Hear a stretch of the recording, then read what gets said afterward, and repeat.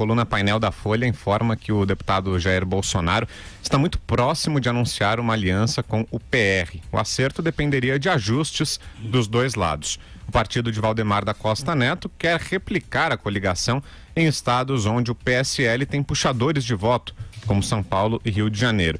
Já Bolsonaro exige que, antes de fechar com ele, o PR se afaste do PT nas disputas locais. De acordo com a coluna, o apoio ao pré-candidato ainda não é uma unanimidade dentro da legenda, mas Valdemar da Costa Neto já estaria convencido de que essa seria mesmo a melhor aposta. Vale destacar que a adesão do PR ajuda Bolsonaro especialmente em 2 pontos, com tempo de propaganda na TV e com a formação de uma base no Congresso. Sobre essa base no Congresso, o deputado Onyx Lorenzoni disse existir uma lista com 100 nomes de parlamentares que apoiam o pré-candidato. Andreasa, você acredita nessa lista secreta? Ela resolve o problema de governabilidade do Bolsonaro? Vitor, vamos lá, por parte, como diria Jack, né? Para mim está muito claro, e a gente retoma o fio da discussão anterior, proposta inclusive pela Vera. Eu tenho clareza sobre o fato de que essa eleição terá um candidato da esquerda no segundo turno. Pode ser o Ciro Gomes ou pode ser, como eu acredito, o ungido do Lula, o candidato lulista, petista. Está muito claro, portanto, e aí é curioso porque é exatamente a disputa do establishment e do anti-establishment, que a outra vaga é disputada com vantagem hoje para o Jair Bolsonaro, o anti-establishment, com o Geraldo Alckmin, representante, chamemos assim, do sistema. A vantagem do Geraldo Alckmin, aquilo no que ele acredita e que de fato a história das eleições recentes no Brasil sustenta, é que, sendo representante do sistema e tendo partidos, estruturas partidárias, capilaridade, vereadores, prefeitos, a estrutura convencional, inclusive do negócio do voto a seu favor, ele crescerá, a ponto de vencer o desafiante anti-establishment, o Bolsonaro, que não, acompanhando o crescimento do Geraldo Alckmin, cairia por exatamente não ter essa estrutura operando a seu favor. É um candidato do PSL, um partido pequeno que não tem vereador, não tem prefeito, não tem estrutura, não tem dinheiro, não tem poder econômico, não teria tempo de televisão. E aí, essa é a tese. É uma tese defensável, desculpa, com lastro na história recente. Se, porém, o Jair Bolsonaro conseguir, e há um ônus nisso, conseguir o apoio de um partido como o PR, do Valdemar da Costa Neto, né? Ônus evidente, não preciso nem falar, ele vai ter instrumentos do establishment, do sistema, para competir. Sendo reconhecido como um candidato anti-establishment, ele vai ter, no entanto, tempo de televisão, algo como 1 minuto, se tiver o PR. Aí muda um pouco de figura. É evidente que, do ponto de vista político-eleitoral, a despeito do ônus de ter que carregar um corrupto notório como Valdemar da Costa Neto e o PR, do ponto de vista político-eleitoral, ter esse apoio, que significa, aí sim, algum vereador, algum prefeito, tempo de televisão, inserção na TV, a campanha dele, a candidatura dele muda de patamar. É evidente que ele vai querer esse apoio, é evidente que ele pleiteará esse apoio. Faz todo sentido. Sobe de patamar a se confirmar, se torna mais competitivo para uma campanha real, para o mundo real do que seja uma campanha. Deixa de ter apenas as redes sociais que o trouxeram até aqui, mas que evidentemente é pouco para o que virá a partir da campanha. Essa jogada PR Bolsonaro é decisiva para as reais possibilidades dessa candidatura. É por aí, né, Madu? A candidatura vai ganhando corpo, né? Eu acho o seguinte, o Jair Bolsonaro só chegou onde chegou, né, com essa campanha cristalizada. Se eu tivesse que apostar em alguém que estaria realmente mais próximo do segundo turno, seria o Jair Bolsonaro. E principalmente por conta da campanha que ele vem realizando através das mídias sociais, pelos apoiamentos que ele tem nas mídias sociais, né? E pelas características desses apoiamentos, desses eleitores. Eu acho muito difícil ele continuar com esse apoio, tendo nas suas hostes, né, o PR, o Valdemar Costa Neto, um condenado pelo Mensalão.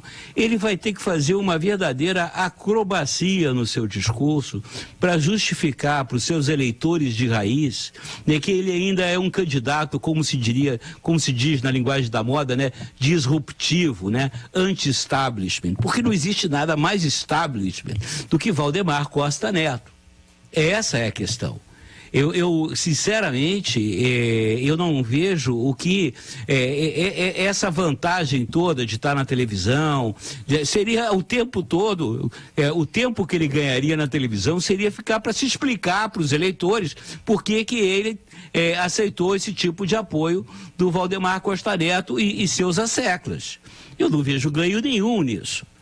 Ao ponto que, se você vê pelas tendências do momento, ele tem o candidato que tem mais votos cristalizados, mais votos comprometidos. E isso por conta de um trabalho, principalmente das redes sociais. É o que eu vejo. Eu discordo do Andreasa. E estou muito curioso, para ver que vai haver um candidato de esquerda no segundo turno. Eu acho que não vai haver um candidato desses que se identifica com discurso de esquerda no segundo turno. Pode até ter um candidato de esquerda disfarçado, mas que venha com discurso de esquerda e que já está no segundo turno, eu não concordo com o Andreasa desse vaticínio aí, nesse exercício aí de futuro. Não concordo. Pelo que eu tenho escutado, conversado, existe quase que um repúdio, principalmente das classes médias baixas, urbanas, com os representantes da esquerda. Existe uma grande decepção. E basta ver as últimas eleições para prefeito. As esquerdas foram derrotadas. Eu acho que isso vai se ampliar agora nas eleições de outubro. Não vejo como você vai ter um candidato completamente vermelho, no segundo turno. Porque aí você já está decretado. Bolsonaro de um lado contra um... Aí, na minha opinião, como eleitor, como brasileiro, seria o pior dos mundos, Você ter que escolher entre Ciro Gomes e Bolsonaro, ou o candidato do Lula e Bolsonaro, eu acho que não é a expectativa da grande parte do eleitorado, não. Essa aproximação, Vera, entre PR e Bolsonaro? Pois é, eu acho que está prestes a ser selada. O Valdemar da Costa Neto, que era um empecilho para isso, estava conversando com o PSDB, sendo instado pelo PSDB a impedir essa aliança. Já está sendo mais pragmático e vislumbrando a chance do Bolsonaro realmente ir ao segundo turno e se tornar competitivo. Então, ele hoje, eu diria que o caminho do PR está entre duas possibilidades. Essa de fechar com o Bolsonaro e ainda aquela opção de manter o Josué Gomes como uma espécie de um placê, que pode tanto vir a ser candidato a presidente como um vice na chapa do candidato petista. Mas eu não tenho certeza quanto aos ganhos dessa aliança para o Bolsonaro, Vitor, porque tudo que você precisa explicar demais, ainda mais para um candidato como o Bolsonaro, que faz uma campanha quase de comunicação direta com o eleitorado, na base de atributos pessoais muito definidos, quando você faz uma aliança que você precisa explicar demais, eu acho que você tem mais a perder do que a ganhar. E no caso do PR, não é só o Valdemar Costa Neto que tem o peso que tem. É um partido que esteve em todos os governos do PT, esteve de forma ativa, deu o vice-presidente na chapa do Lula em 2 momentos, teve ministros do Lula, teve ministros da Dilma Rousseff, foi mergulhado ali no mensalão. A narrativa do mensalão é péssima para o PR, porque era dinheiro sendo dado em quarto de hotel para o Valdemar Costa Neto, para o Delúbio Soares. O Bolsonaro sabe que essas coisas vão vir à tona. Tanto é que ele já está tentando fazer um arranjo pelo qual, para a aliança vingar, não poderia ter alianças entre o PR e o PT. Quando que o Valdemar Costa Neto vai seguir um tipo de orientação como essa? Nunca. Ele fará alianças com o PT quando e onde lhe for conveniente. Apoiou o governo Haddad aqui, apoiou o governo da Marta Suplicy, tem uma aliança antiga e duradoura com o PT. Então, e mesmo a presença de alguém como o senador Magno Malta, outro boquirroto, outro falastrão, com um corte na casa dos costumes muito parecido com o do Bolsonaro, muito nessa linha conservadora, eu não sei o que soma. Então, eu tenho dúvidas de alianças que ficam muito com uma cara que o eleitor olha e não entende. Aconteceu recentemente numa eleição do Rio Grande do Norte, uma aliança entre o PT e o PMDB, que eram inimigos históricos lá. O Garibaldi Alves, o Henrique Eduardo Alves apoiaram a Fátima Bezerra para governadora e foi um retumbante fracasso. E aí o Garibaldi Alves, que é muito engraçado, me olhou assim, eu falei, e aí, senador, o que deu errado? Ele, o que deu errado, minha filha, é que nessa eleição vaca não estava conhecendo bezerro. E essa é uma expressão que eles usam muito no Nordeste. Quando vaca não reconhece bezerro, o eleitor também estranha, entendeu? Pois é. E olha, só pra gente fechar mais uma sobre... Vitor. Oi, vai lá, Andreasa, rapidinho, antes da gente fazer a nossa parada. Só porque você falou sobre a lista dos 100, né, que o Onyx Lorenzoni apresentou ontem na Câmara, os 100 ou 110 apoiadores parlamentares do Jair Bolsonaro. Eu acredito que possa ser verdadeiro. Do ponto de vista político, porém, do ponto de vista do compromisso, portanto, lista que não se revela os nomes não tem menor importância. Então você me diz que tem uma lista de 100 pessoas que gostam de mim, mas não diz quem são essas pessoas, a validade é muito pouca. Porque o sigilo, que, aliás, as pessoas pedem para estar... O sigilo que as pessoas pedem para estar nessa lista e pediram, significa que elas ainda estão trabalhando em seus, digamos, zonas eleitorais, dependendo de alianças com seus partidos, com medo de alguma retaliação. Então, é um apoio que é declarado numa lista fechada. Só tem importância política se os nomes forem revelados. Aí a gente conversa. E o que tem nessa lista também é muito baixo clero, Vitor. É uma lista ali de bagrinhos dos seus partidos, que não fazem verão, né? Uma bancada de 100, 110 não aprova nem no mudança de nome de rua.